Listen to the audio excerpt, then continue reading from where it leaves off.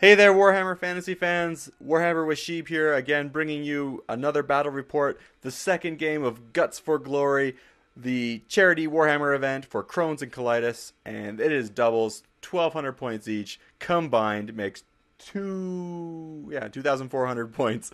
Ooh, that was a shame of my math skills right there.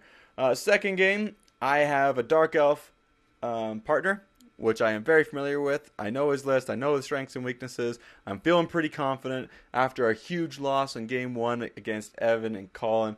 I'm back up and I'm ready to rock and roll. However, game two has me still facing Evan's Steam Tank list and two cannon list, and I'm cool because Evan's such a cool guy to play with.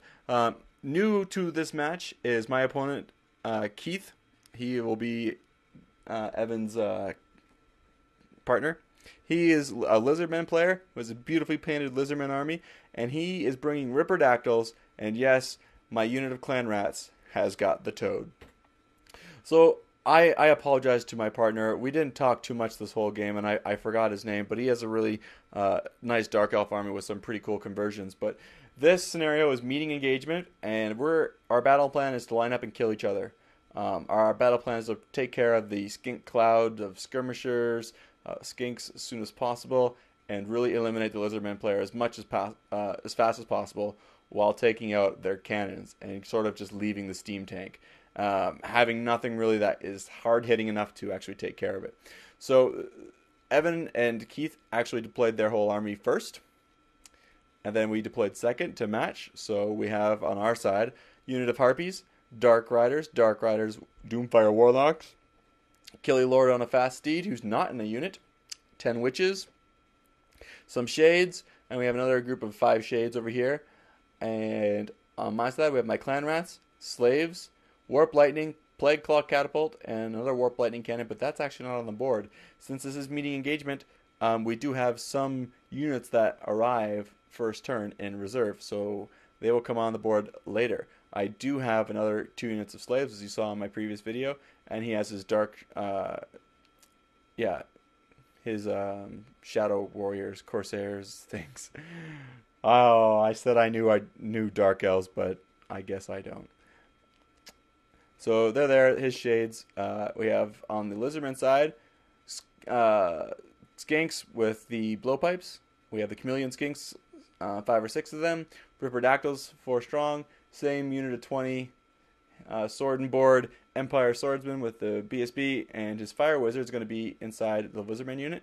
The special scenario for this is that we have one of our heroes inside another of our partner's force, and our job is to keep him alive. So I have his also equally killy hero but glass cannon inside my clan rat bunker, which I don't want to see in combat, but if they were in combat, she could do a number.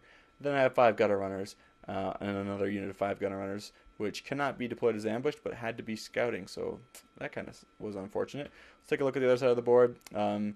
Here's my other gutter runners, and then we have my slaves and the cannon were off the table. But we have a block of Soros warriors, that's 25. We have a salamander and a salamander, and we have 10 knights. Those 10 knights that we eliminated first turn of last game, they're coming back. And they're attempting to get into my clan rat bunker as soon as possible. And he has an old blood on a cold one. Cannon. Another cannon's going to come on in reserve. And then he has a unit of skinks with his fire wizard back here to shoot stuff. Evan did quite well with that strategy before. Just turn and magic missile. Can't go wrong. So they get first turn. There's the steam tank and the cannon who are in reserves. And there's my reserves. And he has a Charybdis in his reserve as well. This is a portal that has some random spells that generate throughout the game and has some pretty severe consequences. He moves up quite aggressively, as he should, being armor of 1+ knights, far and fast on my left flank, eyeing down my slaves. Salamanders move up too. Everything moves up as aggressively as possible. Gutter runners take some... Instead of shooting the skinks in the woods, like the Dark Riders, I decide to do a charge, and they hold. A couple skink units stand and shoot, and they peg off a few Dark Riders. His cannon comes in, which is good. They advance, and you see the Dark Riders are getting whittled down there. This is the Glade Rider of horses on some the old repeater crossbowmen and spearmen models, which is a nice conversion. One guy left. Warp lightning cannon gets a wound on from the cannon, which coincidentally enough was a failed to wound, causing them to do a re-roll. Cost one of their re-rolls $5, and then they roll d6 wounds and they roll a 1.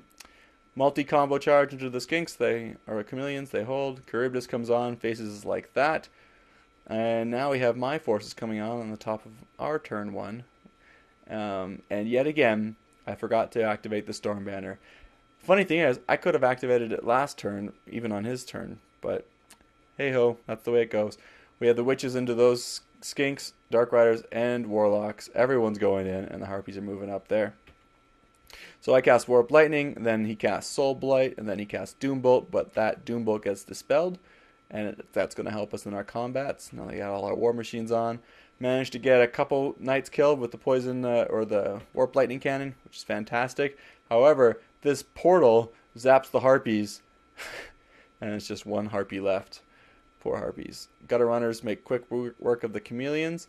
Chameleons kill the last dark rider. We reform. They're kind of shimmied over a little bit, but this tree didn't move. We knew where they were. And we have the board looking like that. Witch is overrunning, and the steam tank comes on, and that is not where you want to be if you're a witch elf. My opponent, really aggressive, and I commend him for being aggressive because I am equally as aggressive, just not when I'm playing Skaven. Cowardly rats. Dark Riders move up to look like that. It kind of just looks like that. His sword and board Empire swordsmen are coming closer and closer. Ripperdactyls make a long charge over top and into the general.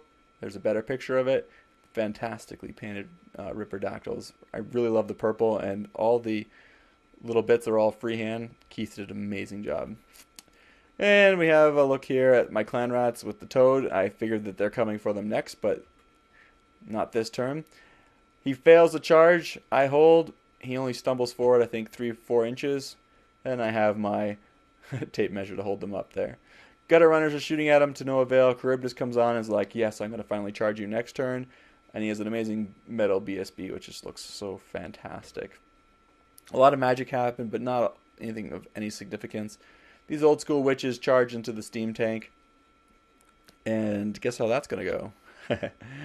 Not very good. Just to look at some of the board, salamanders are moving up aggressive because they're not too close to be in their spitting fire range. There we go. There we go. And then we have some cannons shooting the Charybdis, taking 3 wounds, causing them to use their tournament reroll, $5. They rolled 4 or 5 wounds more on the second cannon, and it goes down.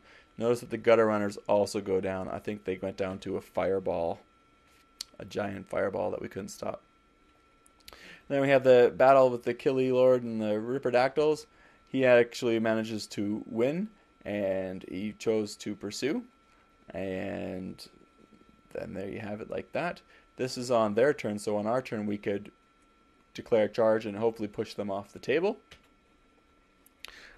And we finally kill the chameleons there, and the gutter runners are reforming to kind of face whatever's coming next. They're not too bad and shabby in combat. Funny story, this harpy, since it was closest to the portal, managed to cast off, I think, Speed of Light, which doubled her movement. So she moved 40 inches, and yeah, made it all the way over here in front of this cannon to see if we could try and get it in combat, which is pretty sweet. And we have the shades, and there's my engineer that I put in there. This engineer has the Doom Rocket. He kept him back here and was super conservative because he didn't want him to die, but I guess he just didn't realize he has the Doom Rocket. You put him up close. If he dies, that's okay. I mean, he's not going to be too much danger here. I just need to get a good shot at his core infantry over here and not his steam tank. Hey-ho, that's the way it goes. Soul Blight gets dispelled. We kill another knight. He casts Warp Lightning, and then a Doom Bolt. We managed to kill another knight. It's not enough to get past that 1-up armor. It's too brutal. We managed to do something to bring it down, which I think was a Warp Lightning Cannon. Fantastic shot. I hold against this Empire swordsman coming in, and we're going to fight in this forest. He's not going to be steadfast, and we're going to have a good grand old time.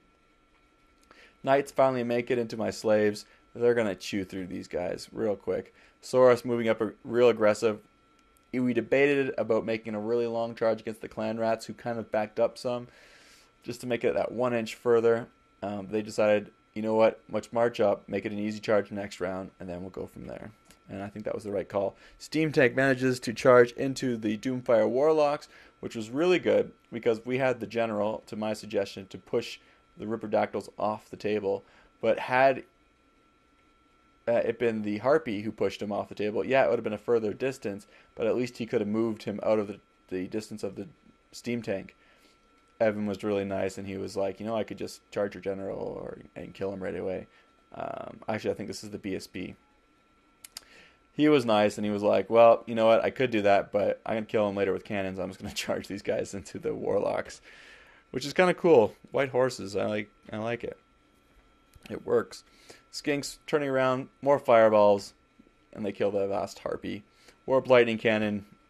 Oh, there's all the Harpies dead, which is fantastic. Harpies. These are scantily clad women with wings. Warp Lightning Cannon bites the dust. Another Warp Lightning Cannon has 1 wound left. Tank makes short work of the Doomfire Warlocks. 1 Gutter Runner left, but they're sticking around. That's right. In combat, these slaves actually kill a 1-up armor knight. Freaking-tastic. There we have a look at the board. He manages to kill 7 of them. Then Plague Claw Catapult into which scatters off and onto those guys. And I do another one over there. Actually, I think that was the Doom Rocket. That was the Doom Rocket. Sorry. This one was the Doom Rocket from the house that my engineer had entered in. And since it doesn't say you can't target it, it just says roll the dice and that's how far it goes, and you nominate a direction. So I nominated this direction, rolled right there, did a bunch of damage. Plague Claw Catapult trying to panic off his wizard, fails, but manages to kill a few skinks. It's only strength 2. And then in a surprise declared charge with my clan rats to his Saurus, against my better judgment, but my Dark Elf partner was like, yeah, do it. I want to get my Killy Lord into combat. I don't blame him. I mean, he was getting ripped apart on the right flank. He just wants to go into battle and kill something just to feel like, vindicated for all his losses. And then we have his Salamanders up here. Of course, they reform, having beat the last Gutter Runner. And then everything combo charges in. Sword and board guys into the clan rats. 2 Salamanders into the flank of the clan rats. It's not going well. And this is pretty much where we call the game. But I have a dramatic shot of the engineer in the house. He's looking all spiffy. They shoot a fireball in there, and it kills all of the shades except the Warlock Engineer. He's standing right there because he was the only one smart enough to hide in the chimney. Turns out you take rerolls for failed magic missile tests inside a building. But he does panic because he is only a rat, leadership 5, and almost runs off the table and eventually does. Steam Tank reforms around like that, has only 1 wound. Warp Lightning Cannon's gone to a cannon shot. I'm surprised it lasted that long. These clan rats make it. They are only leadership on 5, and we make it, so they hold up those knights. This cannon misfires, so it's not shooting this turn. And yeah, my big clan rat bunker with all my heroes and his hero got destroyed through a whole lot of combat res and a lot of predatory fighter attacks. Overrun into the Poison Wind Mortar, and at this point, my opponent's like, my partner's packing up, and I'm like, oh, well, there's not much I can do either. He's just going to have to chew through all my units. That one exploded. I think I managed to kill an extra knight on there, which is pretty good. But here we have what looks like the end of the game, and my engineer bit the dust. The shades charge in. Why not? They got great weapons. They don't do too much, though. And oh, we kill a knight. I don't remember that happening. We kill a shade. Poison Wind Mortar goes down to all that combat res. And that, my friends, was the game. Thanks for watching. Hope you enjoyed it.